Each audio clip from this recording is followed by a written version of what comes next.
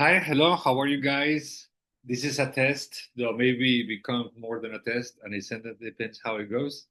Hello, how are you? I'm here from the Marriott Hotel in Madrid, Spain, thinking to go back, waiting to go back tomorrow morning as soon as I can. There was some delays in my ticket. They canceled my flight, and they give me a hotel a couple of days in Madrid, which is fantastic, fantastic opportunity to do something different. I was with my son too, so it was a perfect occasion to relax, thinking all about all the things I have to do when I go back, to take it easy a little bit. And of course, I promised to make a video about the end of the fall of the Abbasid Caliphate, and here I am trying to do it. This is the first time I do this through Zoom on a recording on my own. So be patient if there's some lag or some mistakes. I will try to do my best. Let's start sharing. Mhm.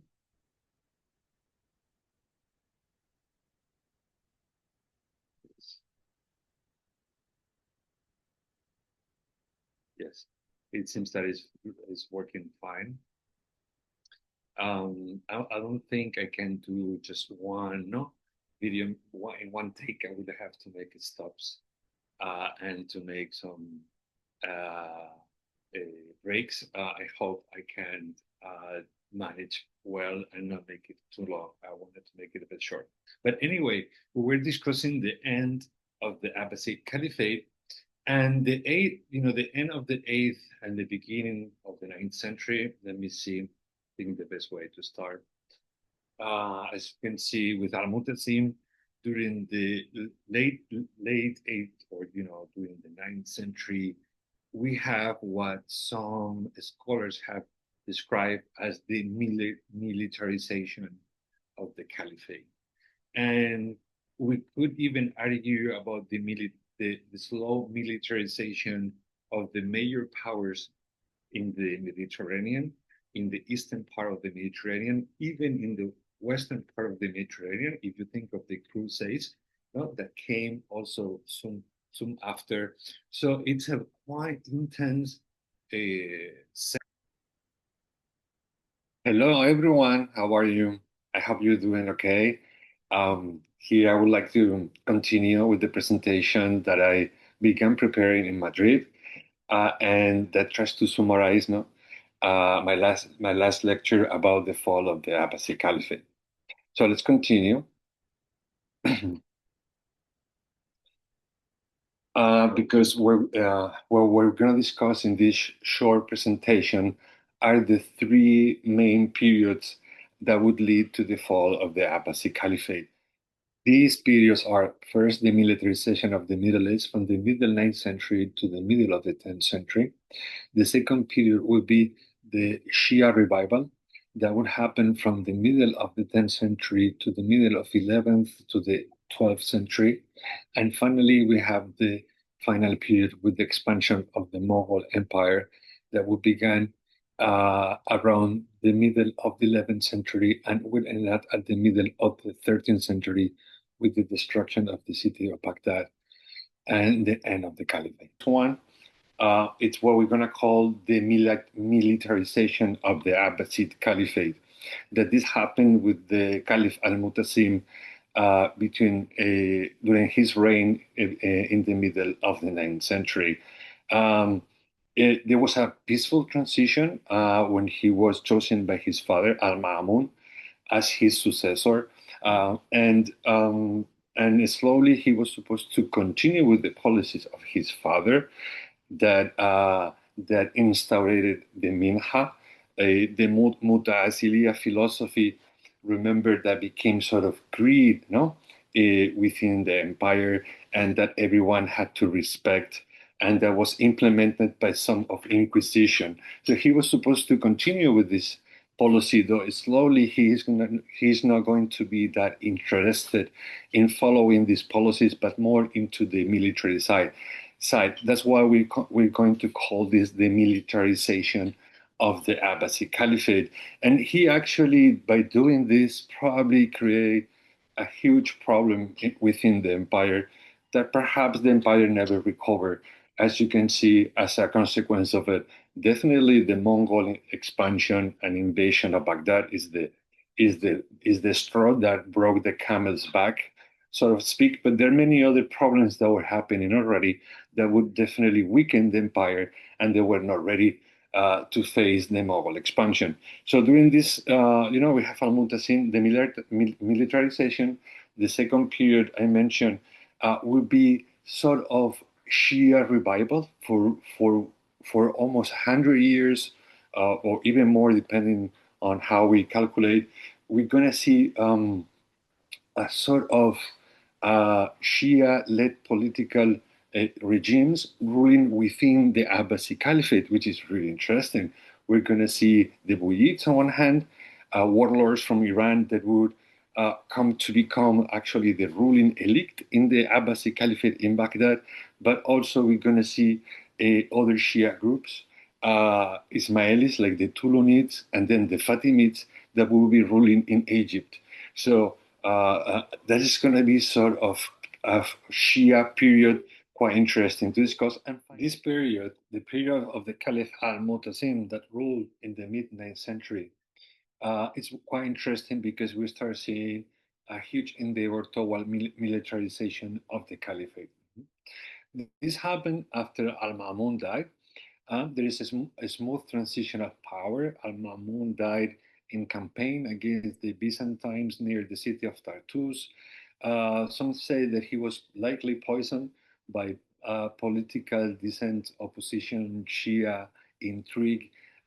We will discuss about these Shia assassins that were around, and that led to a smooth transition to one of his sons called Al Muta'asim.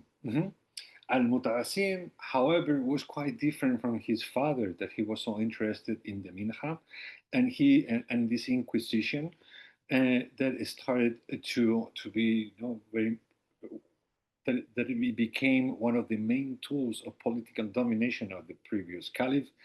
And in this case, it seems that he favored what we call the military option rather than the other option that we saw by the police state. We could not describe it. And here, what we see is sort of a militarization of the state, since he seems to be someone very skillful, uh, with a lot of physical strength, and someone very capable to lead and to command armies.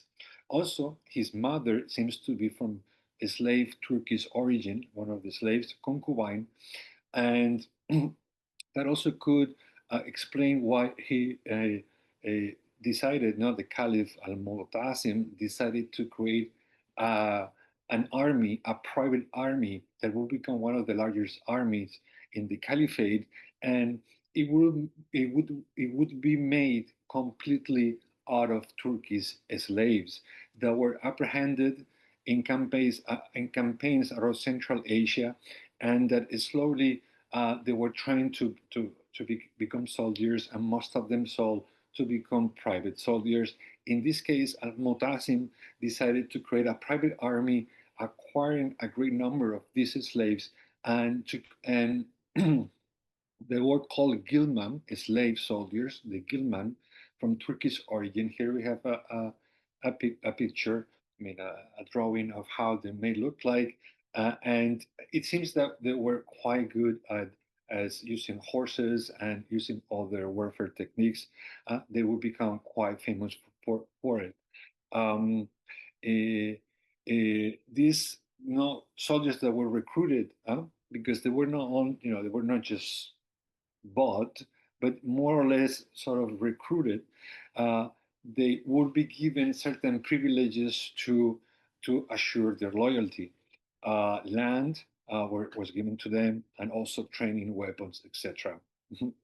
This will this will ensure their loyalty to the new caliph, and uh, and and it seems that they will become extremely highly disciplined and very loyal as personal guards.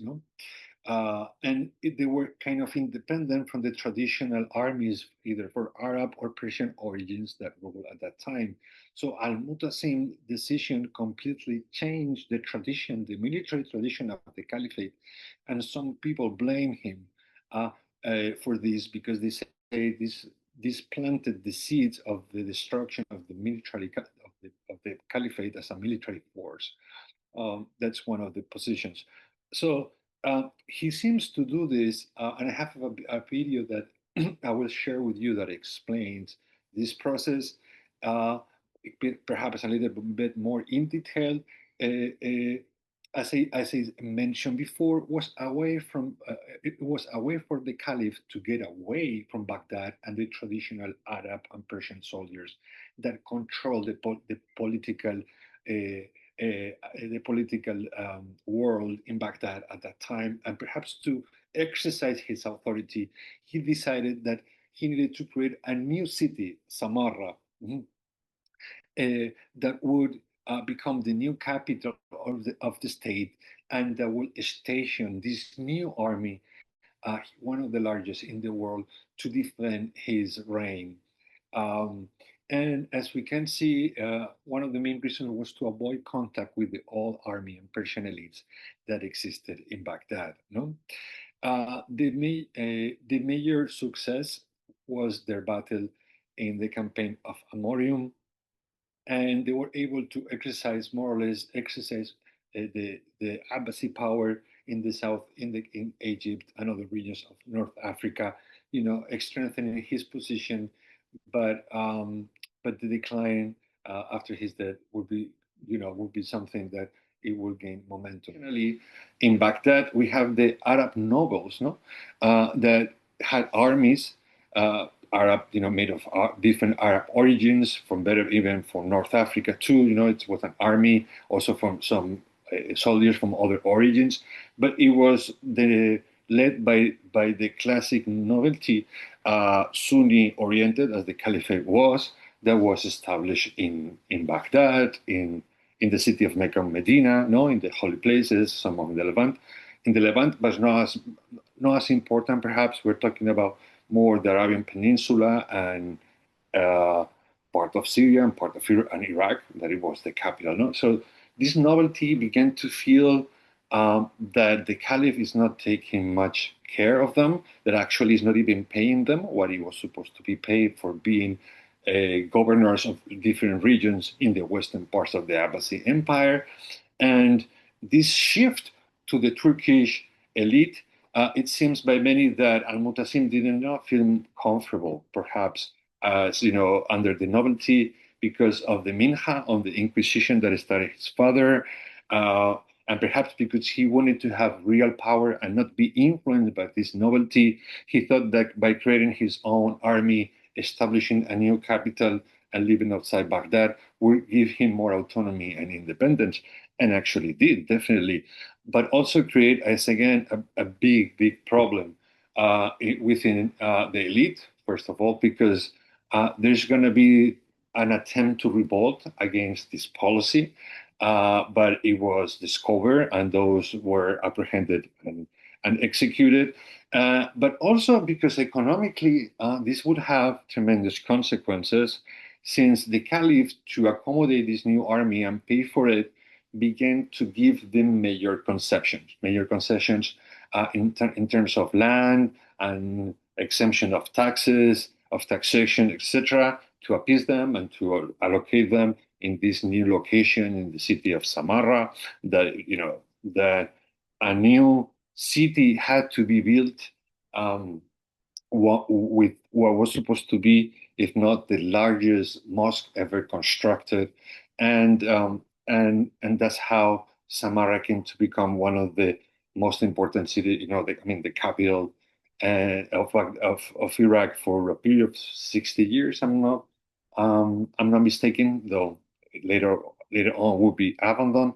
But for a period of time became the symbol of this new regime, of this new military regime, no, that was being established by Al-Muntazim, and that was trying to create its own power base.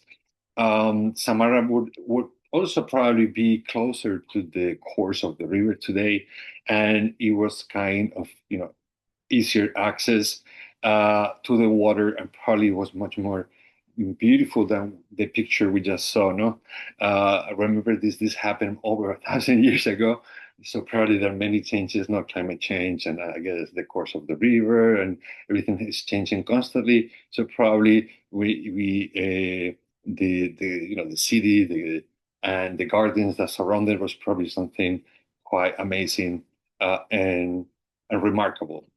Um, so and also so this policy of of putting in Turkish slaves that later on, well, or that we can call them the Mamluks from Turkish origin, also called Gilman at this early stage, uh, completely is changed the traditional structure of the Abbasid army that existed for over 100 years during the Harun al-Rashid times, quite centralized with the Arab nobility, as the main leaders.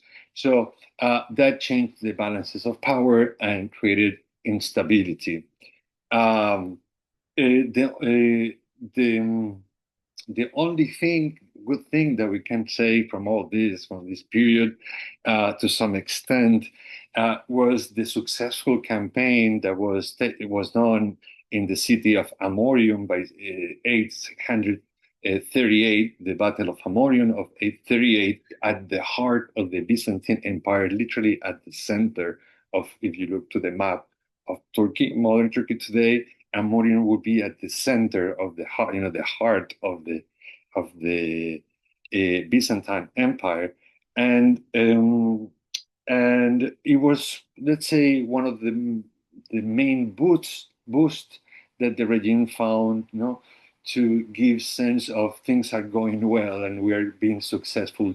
Though this was very episodic, and still Byzantium kept being one of the most important enemies of the Caliphate, and it won't. We will need a lot of time later until the basically Byzantium would cease to become a threat. Actually, after almost the defeat, the collapse of the Abbasids.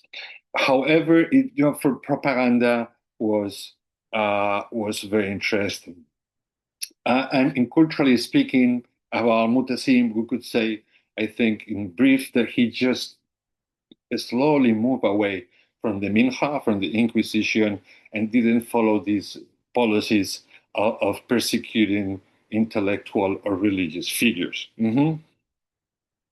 Then, after Al-Mutasim passes, we have Al-Wathiq or Al-Wathiq or Bathiq, that ruled only for 2 3 years because he died unexpectedly, and it seems that he was trying to continue a little bit, going back to the previous policy, but again, no. But we could say also there was a continuation of this military direction that the regime was taking place now with the Turkish slaves, and things continue, and and we say that al-Bathiq or Wathiq slowly began realizing that these Turkish slaves was becoming a real problem, and that he needed perhaps to put end to it. Maybe he was assassinated as this uh, as this as probably as he realized that they were really real problem, because Al Mutawakil, that came later, would try to exercise again real authority over the caliphate. He thought that perhaps he needed to unify against the caliph around some message. So he thought that maybe we needed to go back to the original message. He completely got away from the Muta'assilism. He was trying to go back to the orthodoxy, the let's say the traditional Sunni thought, that was, for instance, exemplified with Ahmed ibn Hanbalism. Ahmed ibn Hanbal, remember, he was put into in jail because of his thought and his thinking about the Sunni, about the Islam, and how he saw Islam as this divine message that came through the Quran, that is something divine, coming from God, and give us basically the what we consider the orthodoxy today. He set up the main pillars of the orthodoxy, and he was trying to go back to that, and he was trying also to perhaps motivate the masses, and to exercise certain authority, central authority, by starting to persecute minorities such as Christians, some Shia and Muta'assiliyas, no, that were from the previous times. So all of a sudden we have this change, of policy, of philosophy, uh, that didn't really work that well, because um, he would end up being assassinated by his guards, by his Turkish slave guards, and there's going to be a period of anarchy. We call it the anarchy period, that lasted um, like 9 years, 9 years, perhaps a little bit more. That we're going to see the succession of four different caliphs that were deposed by the Turkish slaves. So there was no really, the caliphs became figureheads without power, while the military was exercising all political powers. Um, the we could say that this, in turn, with Al Mutawakil, or a little bit later, it was the maximum expansion that the Caliphate, had. Also, uh, uh, was the highest, no, of the empire. And but again, after it was the Caliph al-Mutamid, huh? Al-Mutamid, by 870, 9, 10 years after this civil war period with four caliphs, Al-Mutamid was able to, for a short period of time, reestablish power, within the caliphate, and control these military factions that were fighting among each other. However, unfortunately, his short, mm, period of peace would be would be broken very, very quickly, because as the caliphate was struggling not to exercise authority within its borders, the outer or farther regions from the center began to disengage. The breakaway began in the western part of the empire in North Africa. The Aghlabids, slowly North Africa is leading towards Spain. Remember, there is another caliphate there, or emirate. At this point is an emirate. It's not a caliphate. It has not been. It did not declare to be a caliphate, but it's an amazing story that we will discuss next week in class, especially this time, because the peninsula was going through a lot of things too, but again, it was a period of formation of a new political entity, and in this sort of process, we can see how the Aghlabids in North Africa is slowly leaning toward that part of the world.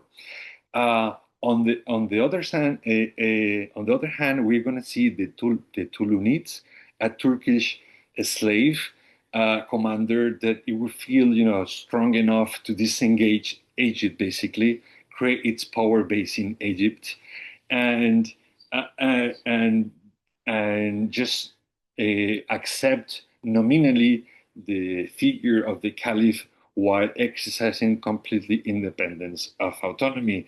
The, the caliphs would try to reach to the Tulumids and it would be absorbed, but later on, but the Tulumids, it was just a sign of something that will come later by the 1920s, a Common Era, by almost the middle of the 10th century, which is the Fatimid Caliphate, another Shia political a group, no, an entity that would create a dynasty trying to reestablish supposedly the Shia trend and dynasties that, according to them, was lost during the Abbasid times, right?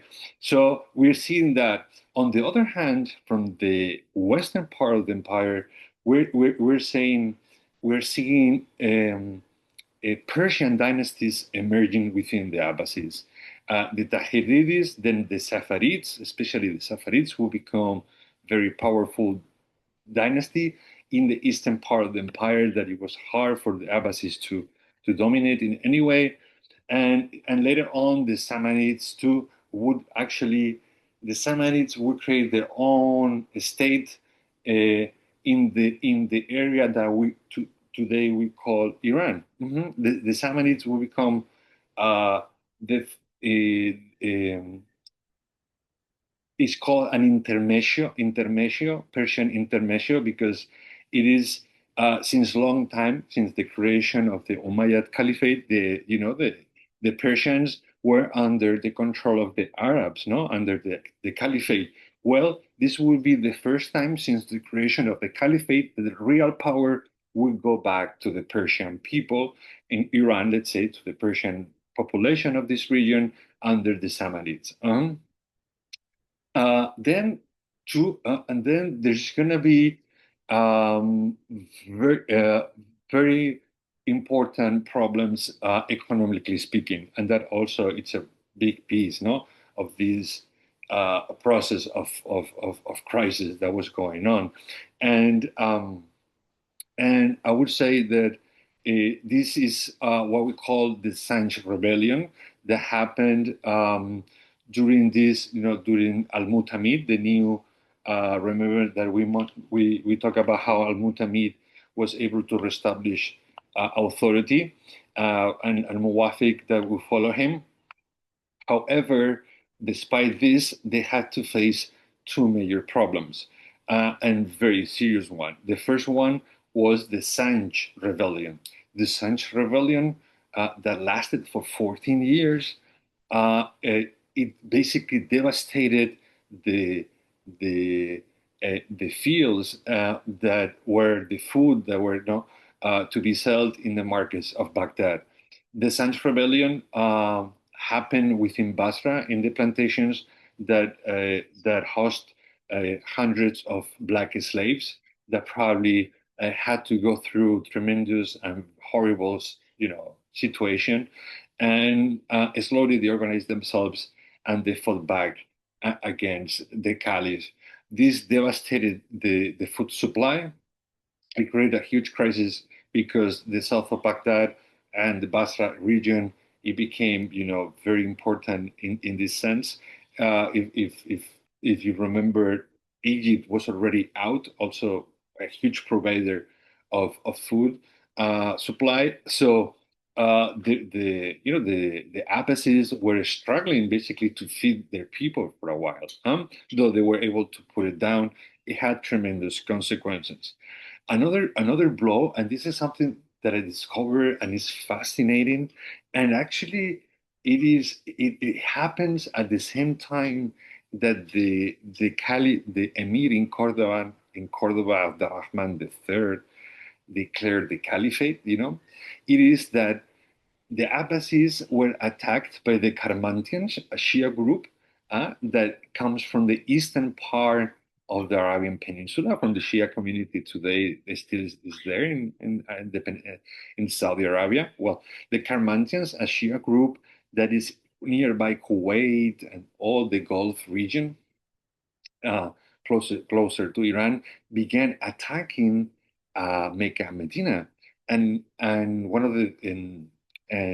one of the outcomes of all this was that they stole the sacred black stone that it's that it's placed in one of the corners of the secret building, the Kaaba in Mecca.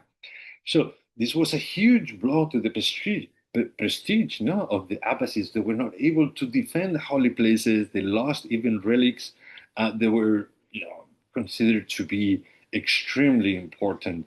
So, so as you can see, the Caliphate was having problems from all sides and all kinds, and it was definitely a quite um, a turbulent moment, no, where militarization seems to be the only options to control your territory and your realm. Here I have some snapshots. You see, this is by Al Mutamid. By this time that we discussed one the civil war period was stopped, no, and as you can see, the Tulumids were already controlling most of the Levant and Egypt, while the Safavids were already moving, quite quickly towards Baghdad. They were stopped by 786 in the Battle of Deir al-Kul, and for a period of time, there was some relief. Here we see the Carmatians, as I explained before, moving towards Mecca and Medina and inflicting a lot of damage and stealing some relics that were particularly important. So this is really difficult times, and things were not going to get better from this point on, unfortunately. And this is where we're shifting from this military period to the to this Shia momentaneous revival or intermezzo, and this Shia revival for a period of time will rule under the umbrella of the Abbasid Caliphate that, as we spoke, he just was a figurehead. Uh, one of the first that we need to remember are the Buyids. No, the Buyids. It's a dynasty of warlords from Iran, from northern area of Iran, that in the southern part of the Caspian region in Iran. They were led by two brothers, Ali Hassan and Ahmed ibn Buya, that were military warlords and leaders. No, however, they would humiliate the caliph by in 1945. In 1945, Commodore, in almost the end of the 10th century, uh, organized a military campaign to take the city of Baghdad. Remember, the city of Baghdad was circular with walls, quite difficult to dominate, but it seems that it was completely humiliating their campaign because the city was taken without any major obstacles, and and the Buyids will become the new rulers of the Abbasid Caliphate, and they did what others did before. They didn't remove the Caliph. They let him to continue to become this symbolic figure. Meanwhile, there will be sort of puppet. Meanwhile, they will become the real political power behind him that is moving the strings and organizing the empire. The good thing for uh, the idea also, so since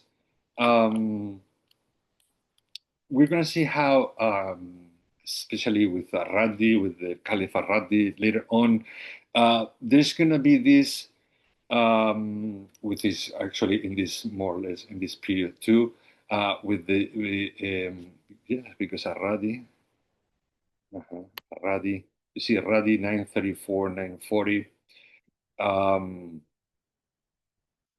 More or less at that point is when the Buyids are coming in. The idea is the Buyids as Persians, we could say about them that they had a culture, very well developed culture, that it was famous for being very good in administrating, non-administration, tax collection, and the distribution of resources. So they tried to reorganize the house, they organized the empire, and since the policy was since the previous period almost the same, to give this land to many commanders, Turkish commanders, and give them all this power. The idea is that the Buyids will become like the new viziers, Emir al Umara, the prince of princeps. Um, uh, they create this figure supposedly to trying to appease the other commanders to to respect the new political authority that was being created. Um, and and somehow this didn't work really much. What happened basically is that the Buyids were controlled by Iraq, the area that we know Iraq, and the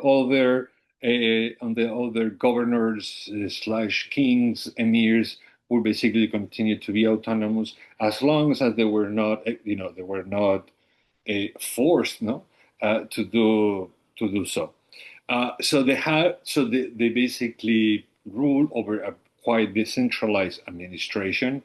Um, However, they brought in again the Shia culture, many related to all the trends of Shiism that we discussed, the Twelfers and Ismailism and Saidis. All these branches were somehow represented within the movement, uh, and um, and it, and it promote it continue respecting the Sunni orthodoxy, but they just introduce some Shia promotion of certain rituals and holidays, because there is a holiday called the Ashura, that commemorates the disaster happened to Ali and his sons, the Battle of Karbala and all these massacres, and so for them, Ashura, it's a very particular celebration that only Shias would celebrate, and now it became sort of part of the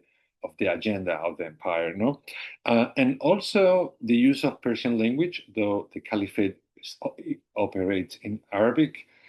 We started seeing a revival of the Persian language and culture within the empire. The Buyids, however, would just rule for a period of time, and we're going to see internal division, dynastic struggles, and other, threats from outside that are slowly erode this power and slowly fall from their position.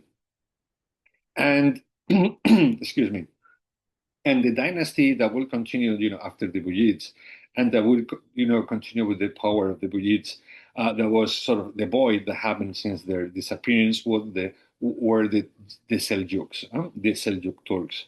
The Seljuk Turks would become one of the major from Central Asia, will become one of the major driving forces in the 11th century.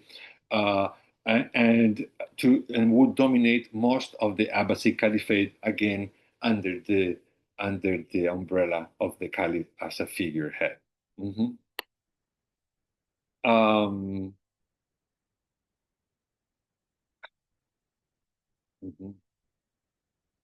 Here we can see a map, no, more or less of the 9th century. Though there's, here I made some, we have this map where we can see the Tulumids and the Safarids, but here we can see the Aghlabids, from Ifriqiya, how they're moving towards, they're going to start moving towards Spain. Spain as an entity, the Umayyad Caliphate that it's brewing and it's growing and it's fascinating. Let me tell you, when I go there next week, we're going to have so much fun. Then we have, and then all the mess that we just discussed here, no, with the Carmantians, the Saffanids, and the Tulunids in Egypt disengage in the empire. I'm going to share also a great video. It's in this. I'm going to link it to this. I'm going to send in the email so you can watch it later, because it helped me really understand this huge movement of troops and political regimes during the 10th century.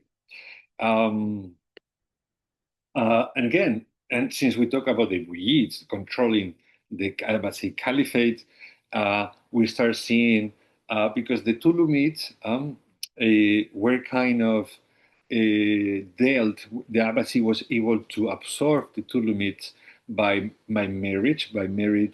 marrying one beautiful woman according to the sources. Her name is Kater and Nada. Kater and Nada was the daughter of the commander, the Turkish commander that ruled that ruled the Tulumids, and slowly, the Tulumids kind of became part again of the realm. But soon later, very like by 920 or 910, as we can see here, the Fatimids now will take over the Caliphate, and the Fatimids is a Shia-oriented dynasty that will rule Egypt. Basically, as you can see, for 160 years, roughly, and we have a full dynasty of different caliphs that ruled during this time. Um, eh, I don't have time to go through deeply because we already discussed some major um, issue, no major aspects of it. But let's say that um, eh, it was hereditary Shia. They claim that again that they were following the dynasty of the bloodline coming from Fatima. So they will follow, the imams that we discussed, the Ismail, they will have sort of Ismaili following the six imam that came about, and later on, and they will become perhaps less strident, in their Abbasid positions, but it was like this, not trying to oppose the Sunni Orthodox Caliphate of Baghdad. We have a total of 14 different caliphs during this time. Some of them quite interesting, especially Al Hakim Ibn Allah, because he was quite eccentric, uh, and he followed a very particular sort of prophet that came about, talking about a new creed. Uh, that we call Druze. Druze, the Druze religion came out of this sort of prophet that the Caliph Al Hakim would become a fan of him, and somehow it will establish this new creed as the new a creed of the state or religion of the state. And the Druze, but it would take certain time because the Druze will be persecuted after his death and will become sort of anti-Islam. If there is no, it doesn't follow the tenets of Islam. It is a mixture of different beliefs from monotheistic religions, including reincarnation, and it's a quite different. Though it's coming from Islam, it's sort of offspring of Islam is quite different in its principles. But politically speaking, what happened is that he began a persecution of Christians. That this could, for us, also help us understand the crusades that will start to happen very, 760 something years after his reign. The situation in the western part of the Mediterranean is that many Christians uh, have the perception because of what the Byzantine emperor was saying that pilgrims were being attacked and they couldn't reach Jerusalem, and it was creating a lot of problems for Christians, and that could help us trace the origins of the Crusades, some of these policies. However, after this happened and he destroyed the city of Jerusalem. Um, Even I think he even tried to attack Mecca and Medina too. He became quite virulent uh, and military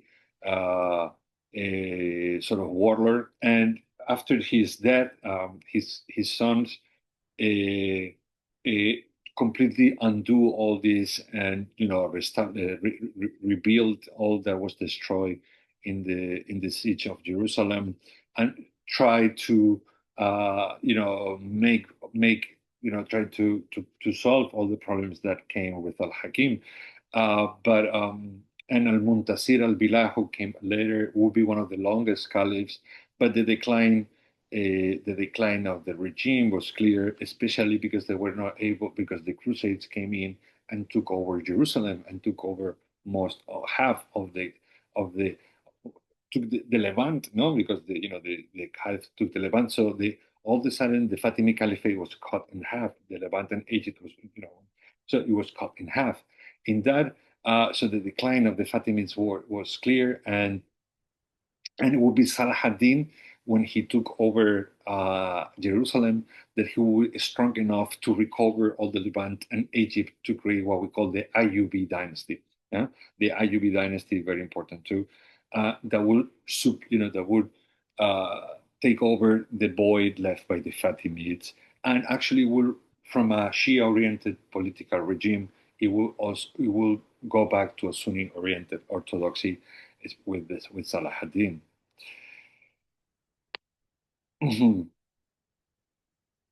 Let's make a break. Well, let's continue. And something that I forgot to say that Amin al-Hakim was as eccentric as to declare himself to be a god on earth, and that's why today we consider to him to be one of the founders of this new Druze religion or Druzism that will later on become quite interesting or located or allocated in the region of uh, Lebanon, Syria, Palestine, and modern Israel.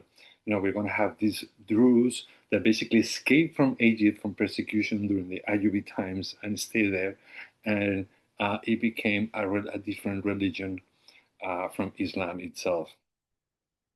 And so, as you can see, we have this sort of revival of Shiism, but that's not everything. There is a very interesting group that we mentioned is the Order of the Assassins by the almost the 12th century, by 1090, end of the 11th century, that would actually go on and will continue almost to the 13th century. They're going to be destroyed by the new wave of destruction of the Mongol Empire. And this sect that also its origin in it's in the area of northern Iran. They will establish themselves in several castles. One of the most famous is in the Alborz Mountains called Alamut Castle. But they had other castles too in northern Syria. So you can see the Iranian-Syrian sort of connection. These assassins established through a network of castles uh, that began uh, that began during a time of great change in the Mediterranean, because by 1095, 1096, we're going to see a crusade of Western Knights coming from the Western Mediterranean to conquer the Levantine region, Jerusalem, and other provinces of the Levant, creating a new reality, completely different reality in the empire. This order um, it was trying to establish a new Fatimid Caliphate, since, as you remember, by this time the Fatimids were, down. The Seljuks were taking over the void. The Ayyubid, we already talked about the Ayyubids, how they were taken from these are Turkish descent, Turkish origins too. So they were trying to, continue with this revival of Shiism that happened with the Wujids and the Fatimids, and but they did this since they probably didn't have the forces, no, and necessary to do it. Uh, they they would do they would target political figures of great caliber around the area. And here on the right, I put a list of of of personalities that were targeted by this group, and you can see there were members of the Fatimids, there were Seljuks, there were even Christians, and from from Byzantium also, but also from Western Europe. So they were quite good at what they were doing, and they would do it using, like darts, poison, and they would appear in the dark from nowhere and assassinate you. We call It's interesting to notice, and that's why it became kind of popular these days. The origin of their name, assassins, not why we call them assassins. We think that the name comes from the word hashishins, meaning those that use hashish in different forms. You can eat it or you can smoke it. Hashish is like marijuana, current marijuana, though it's a bit different form. Basically, you take the pollen out of the plant and you make like a pasta out of it, and you can use that in pipes, etc.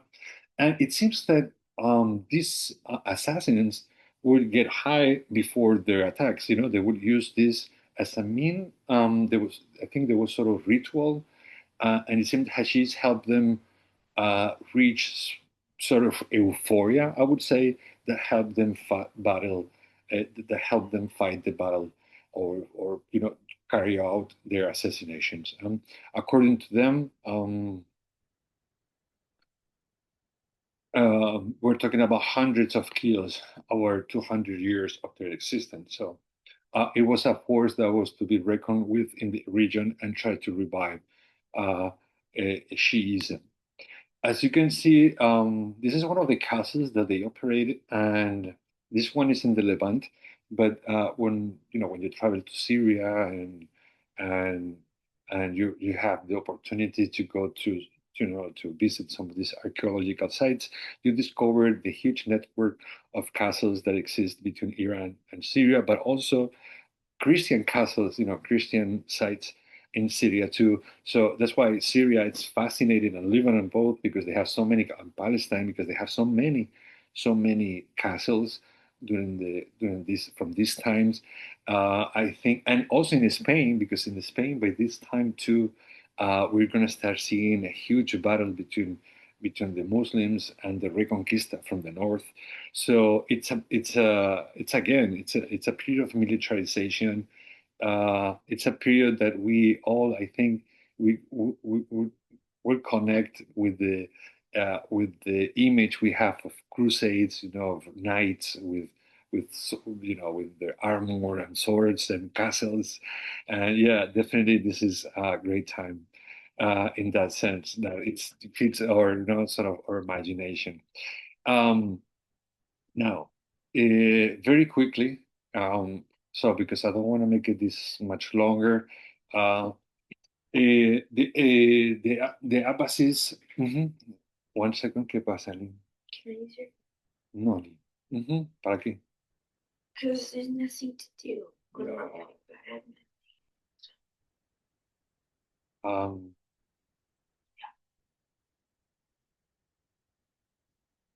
bueno, de verdad.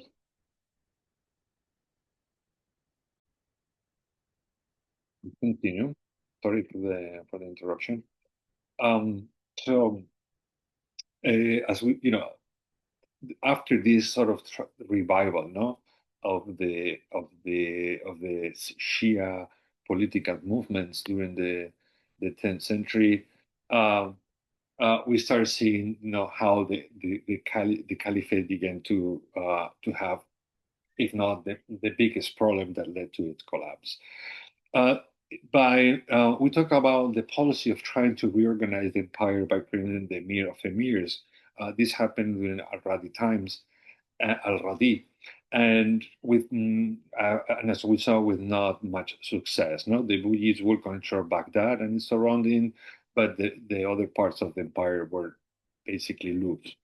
The Uyids would be ousted by the Seljuk Turks, and that's quite interesting, no? Because the Seljuk Turks, from now on, will begin to exercise so much influence in all the region, leading to the creation of their ultimate state, the Ottoman Empire. And this is quite interesting, and I hope I would have, other lesson, other lectures to deal with this, part of the history that is quite interesting, but not now. But this is the origin of the Turks and how the Turks began spreading from Central Asia and exercising power, as you can see, since the 10th century. So by the 11th century, they already controlled much larger parts of the empire. However, uh, uh, the the the caliphs that they were figureheads under the control of the Turks during several caliphs began facing another problem, what we call the Khwarizma Empire. As you can see here on the picture, it is sort of half of modern Iran today, and this empire that emerged here uh, and it's another Turkish slave. It's a sultan. Um, eh, no, actually from Persian. The Haurazin is a Persian dynasty. Tried to were exercising a lot of pressure to Baghdad, and it seems that there's going to be sort of diplomatic uh, process where the Abbasids in the capital Baghdad would try to ask for help from the Mongols, and the Mongols in turn will ask for help to reach their campaigns against the enemy, these Persians, Hawazim. So as the Mongols, will start taking control of more Hawazarian Empire, partly because they were, asked to do so from Baghdad. Baghdad did not collaborate as much. It was not sending troops even when the Mongols asked for it, and it seems that the situation, basically, in a nutshell, is that the relationship with the Mongols and the Abbasids, as the Mongols were expanding their influence in the region, it became quite tense. That led to the destruction of the Abbasid capital, Baghdad, during the Caliphate Mutasim, who we consider to be the last caliph in 1258. Um, and it's something that slowly was brewing, as you can see, from 1225, with this crisis with the Hawazin Empire. That was in a way also used by the Mongols to put more pressure on the Abbasids. And actually, they were trying to the the Mongols were trying to push away the Turkish and the Persians and exercise control of Baghdad, trying to and they offer. We're going to see how they even offered to respect the Caliphate figurehead as the Buyids before them and others, no? But how the Caliph would refuse, and Mutasim refused and thought that, he could face and defend the city against the Mongols, which we know today was a huge mistake. The Crusades, and as we mentioned, one of the other problems that the Abbasids had to face was the expansion of lasting Christian knights in the whole Levant of the Mediterranean. Um, the Crusades would last over 150 years and completely would change the political landscape of the Levant. As you can see, there will be a number of different kingdoms that would be created along the coast of the Mediterranean, and these kingdoms were sort of concessions that the knights were given to themselves for taking part in this campaign to recover Jerusalem from the infidels. No, say put it this way, from the Muslim forces. No, and remember some bad press that happened during the Fatimid Caliphate, and also the Seljuks seems that sometimes would raid caravans from city to city, and things would happen. So, however, not to the scale, no, that perhaps that we are led to believe that they were massacred in mass or nothing like that. No, but probably roads in this time were very dangerous in this part of the world, and a lot of things happened. But this was not really the motivation for for the Crusades. The Crusades was basically a desperate call from the Byzantine Emperor Alexios I to help him fence off all these forces. No, remember the Seljuks were pushing through their borders. We saw how the Abbasids also attacked them in Amorium, but the Seljuks themselves would defeat them in one of the most important battles of modern history, the Battle of Manzikert. Um, in 1070 that is putting a lot of pressure. The Byzantium is almost about to collapse. So this is a way to try to recover some power, no, uh, um, for the Byzantine emperor, and he asked for help, and the Pope, Urban II, made this call to the Western powers to help the Eastern Emperor recover some of its power and land along the Mediterranean. But when all this happened and the knights came from the east, from the west, and even when they promised the emperor that they would be under his command, that they would control these regions uh, under the umbrella of the emperor, what they did is to declare themselves kings and condes, and they began ruling directly these regions without much consideration of Byzantium, or let's say having just some diplomatic contact, but not under their command or anything. Uh, However, this suppose a huge change, no, in the in the history of the political history of this part of the region. For 300 years, roughly, this region was under control of the Arabs. It was not under Byzantium. Byzantium had lost the control of all this region for almost 300 years. Uh, it's not rare to think how this led to the to the warlords of all these borderline with the Christian kingdoms to start to organize themselves to recover the city of Jerusalem. That was quite symbolic, not only for Christians or for Jews, but also for Muslims as well. No, so we have this figure, Salah ad-Din, that would emerge from the Kurdish regions of North Syria or northern Iraq. And this Sunni Muslim general would be so successful that he would organize a number of forces with some support of the Abbasid Caliphate, because at this time he's operating under sort of, as him as a figurehead, the Caliph. And and it would slowly create the conditions to fight against the Christians, who were defeated in the Battle of Hattin by 1187, and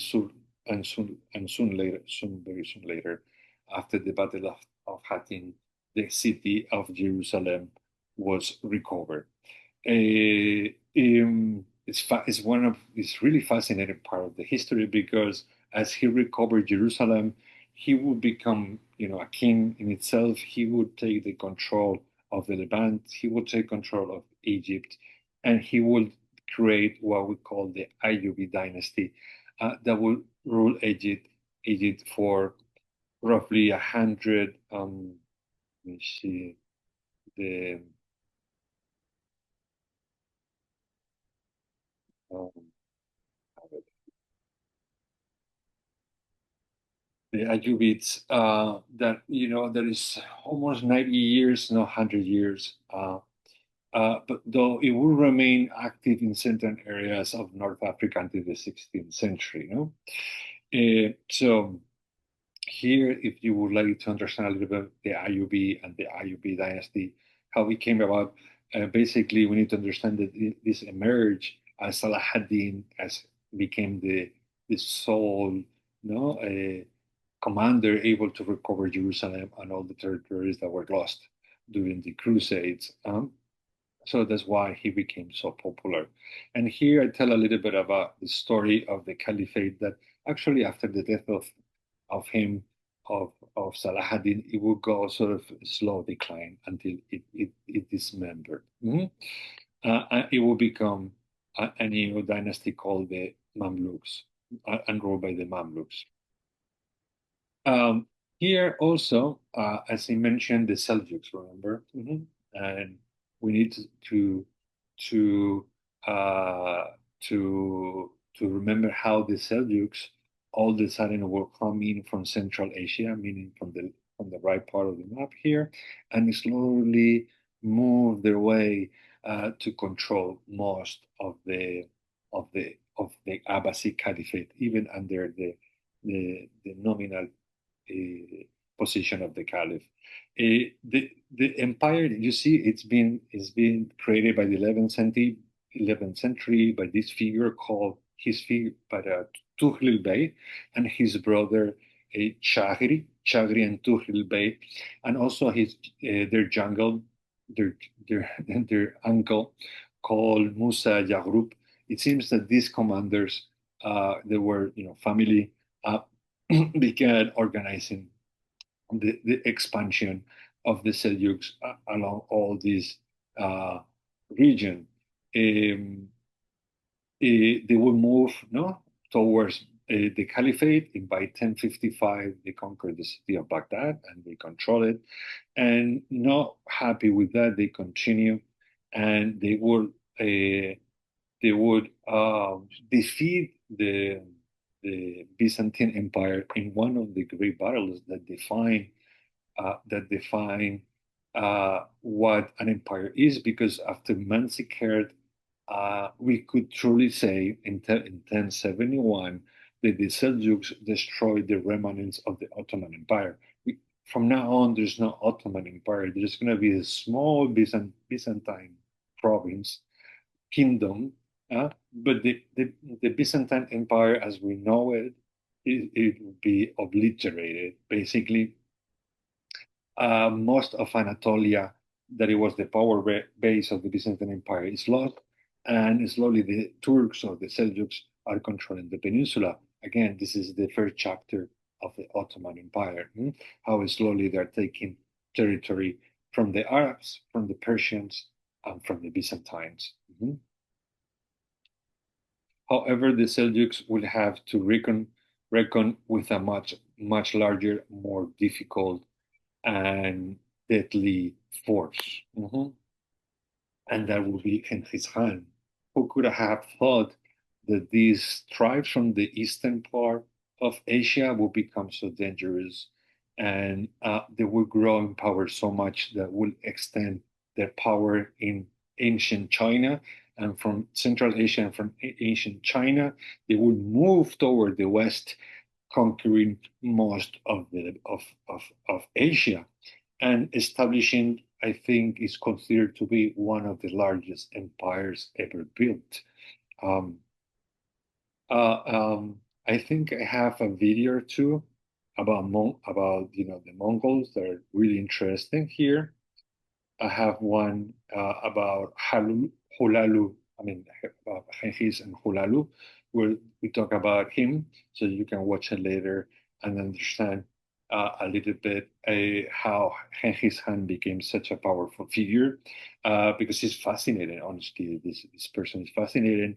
And he established a military regime uh, that that expanded through war and conquest, and and in but did not impose a particular system, but only would absorb every culture, every region, every city, and slowly it will adopt so many different forms. Though they will establish a law called a very particular law that will follow. They will create a law, the Jasa, called the Jesa or Jasa, uh, based on their traditions as pastoral warriors and warlords. They were and they had sort of shamanistic traditions, but slowly they would adopt Christianity, Islam, even Buddhism, and slowly they would establish ties with the elite of the regions. After destroying the cities they conquer, they will establish sort of what we're gonna call Pax Mongolia, Mongol Pax Mongola, where again those cities destroyed would flourish again under the authority of the Mongols, but without interfering directly with the local traditions. Um, After Genghis Khan died, Honolulu, the empire was divided among different generals. Uh, his death was hidden for many years, so people thought that he was alive, and this, which was very smart. And how these generals basically divide among themselves the caliphate in different provinces. In our case, and look how I mean, look the size of this empire. It's China, eh, Central, Southern Asia, the whole Middle East, but not the peninsula, because he's going to be there's going to be a commander, uh, the only commander that was able to defeat the Mongolians, because the Mongolians were undefeated, and they basically run over everything they found. Kutaz, he would be Kutaz. We'll discuss a little about him, about Kutaz. No? Kutaz, that it will come, during this IUB, remember times. Eh, eh, Kutaz, this Saif ad-Din al-Qutuz, Saif ad-Din al-Qutuz. I couldn't remember. See, I always forget Saif ad-Din. It's a quite common name during this time. Saif ad-Din al-Qutuz. Al-Qutuz meaning the sword of religion. The sword of the prophet. Qutuz, the sword of the prophet. Qutuz is fascinating because he was sold into slavery. We talk about this story many times. He would rise in the ranks to become general and by Sultan for 20 years during the Sultan Muazzaz. This is during the Ayyubi, during the dynasty that Salah ad-Din created in Egypt, and uh, and um, and um, and he was the only commander that he was able to defeat the Mongols in battle. This happened in the Levant, nearby Palestine or Lebanon, um, and they stopped them. And as he was able to the first commander, our commander that stopped the expansion of the Mongols towards the west, it had two great, I mean, it had one direct consequence is that we see a shift in political power from the Ayyubi dynasty to the Mongols, to him, though he would be assassinated by one of his fellow commanders, and he would reign just a very few time, very few hours or days, basically. And but there is this change to a new dynasty, the Mamluks. So this is also a turning point, great turning point in history, by Qutuz stopping the advance of the Abbasids, of the Mongols, excuse me. And at the same time, uh, some argue today that Qutuz saved Western civilization because Qutuz was the wall that stopped the Mongols from taking over all the Mediterranean, all the way to Spain and France and and Italy, etc. Is that true? Maybe yes. We should consider that Qutuz saved civilization, according to some, if we consider how bloody and destructive were the Abbasid, the Mongols, no? Uh, and I think this basically will lead us to the last chapter, no?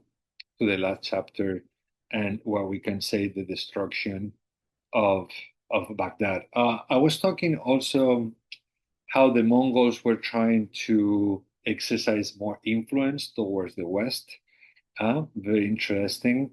And how the Mongols tried to create an alliance with the Christians to fight against these new forces that were developing in Egypt. And so I encourage you to take a look to these slides and understand a little bit the diplomacy that after the destruction of Baghdad happened, and it's related to the chapter that I was mentioned. But basically, remember that we discussed how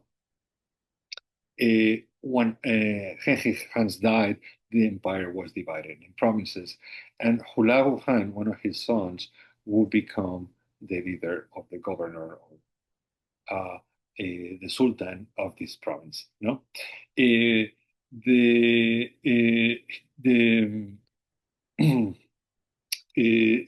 the Mongols tried to.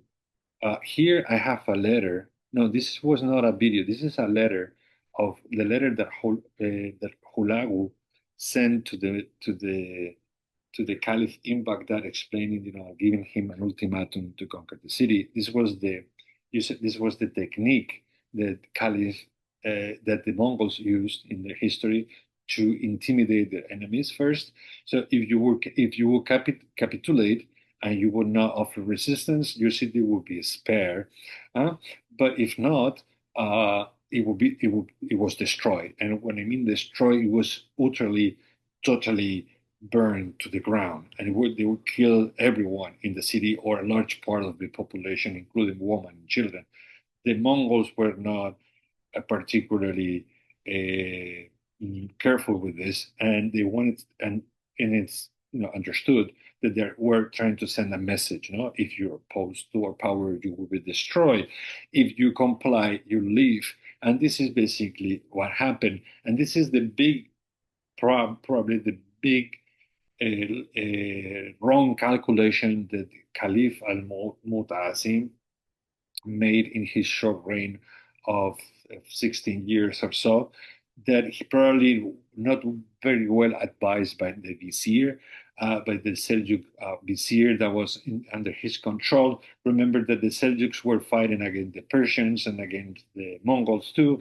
So there was the Hawazian kingdom in the middle. Remember, there were all these intrigues, and also the Ismailis, remember the assassins in North, also was a problem that the Mongols wanted to deal with, and how perhaps the Mongols were expecting more support from the Caliph.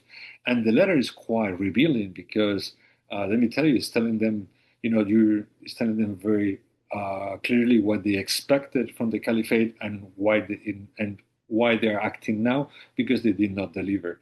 And what I mean is the ultimatum. They were told, surrender at this point because we asked for your help many times and you never came to help us. So it's time, this time is over, and we want you to capitulate.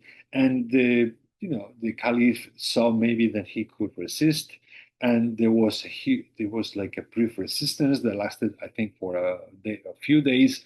But the Caliph, because the city was walled and he was able to resist a little bit. But according to some of the figures I checked, uh, this is an army of 150,000 men. This is huge army. So it seems that the Caliph realized that he was not going to win this in any way, that he didn't have the forces to do so. And also he tried to get some help from neighbors, but no one really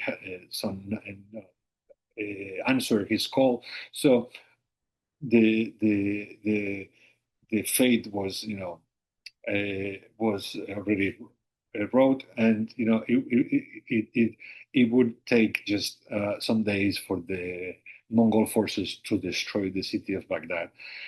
They only saved the Christian Nestorian community that existed in the city of Baghdad because the mother Halulu was Christian, and since that they had again connections with the Christians of the region, and they were the only that were spared of this massacre because most of the nobility were a massacre. I think it was around 700, and the city was looted. And perhaps the biggest loss of all was the destruction of Beit al-Hikmah, that, as you know, was a beacon of science and knowledge. And for if you think now, for almost 400 or 500 years, was producing knowledge, um, eh, probably the most advanced science of the Middle Ages, between I would say the 9th century and the 13th century, was produced under the Abbasids. All kind of advancements in medicine, in physics, in optics, in biology, in the production of food, and in planting all kind of crops, and developing water systems uh, for for the plantations. The Arabs really hydraulic works. As good learners from the Romans, I would say, and all on the Persians too. No, they conserve and they preserve all this knowledge that came from ancient times, and was translated from Greek or Latin into Arabic. So a big loss, and as some of the some of the accounts of these times tell us, uh, so many manuscripts were destroyed that the waters of the Euphrates became black. So imagine how this was. Also, it's very interesting because there are two theories about how the Mongols dealt with Al-Mutasim, with the Al-Mustasim, with the Caliph. The main theory is that he was rolled into a carpet and assassinated, because the Mongols didn't believe in the assassination of of royal blood.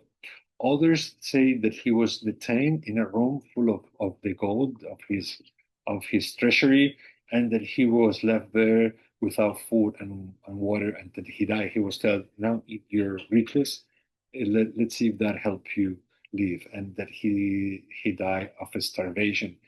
Again, the first one seems more now likely than the second one, but these are the two main theories. Uh, uh, uh, Now, we could actually say that from this point on, the Caliphate as a political entity was ended. It was destroyed. Mhm. Remember that there was some attempts, no, to create a caliphate in Spain, that unfortunately was not as successful as Abdurrahman III would have dreamed of, and slowly was disintegrating in what we call the Taifas period. So there was no other caliphate really that could, continue or fill the void of the fall of the Abbasids. Um, then we're seeing the Mamluk state emerging in Cairo as a political entity that will continue. Basically, the Mamluks will, these Turkish slaves, uh, will continue to, like Kutaz, remember that he was able to stop the Mongol expansion.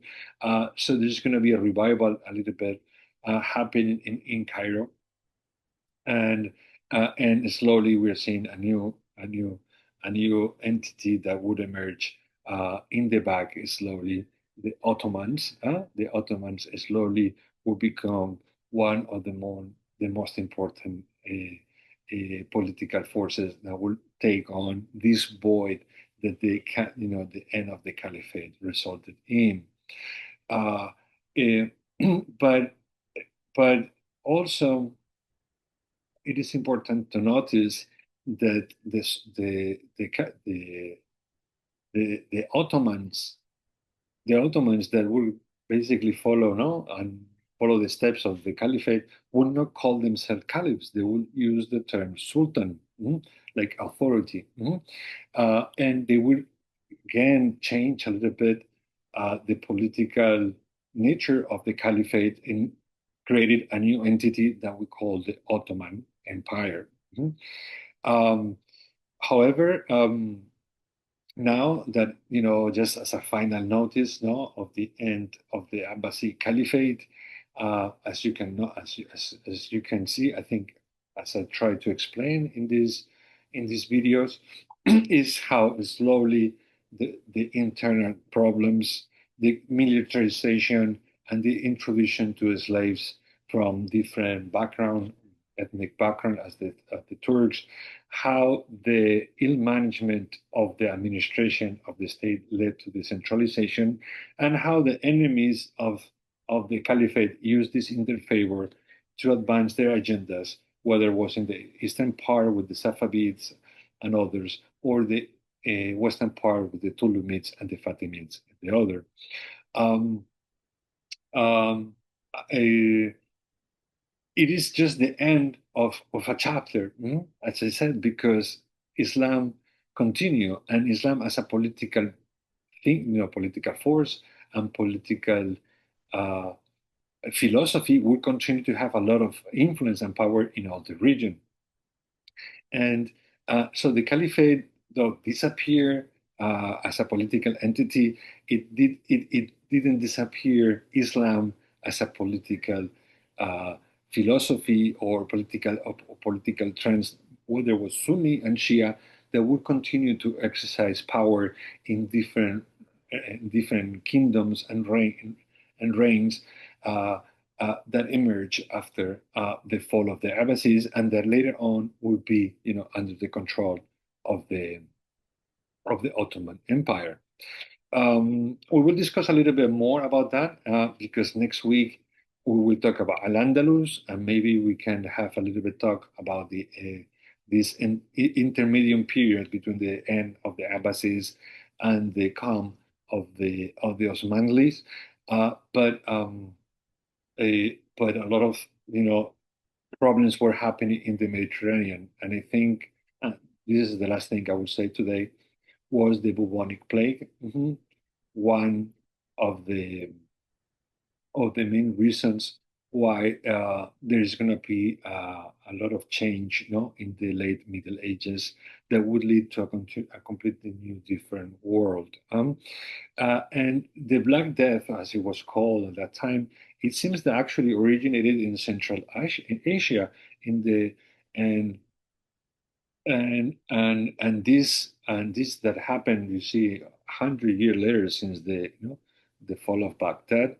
This plague would be spread along the routes of the Silk routes that for millennia helped the whole Middle East and Central Asia to flourish, and the Mediterranean, and it became this artery of commerce, that helped articulate a great economy from Spain to Afghanistan.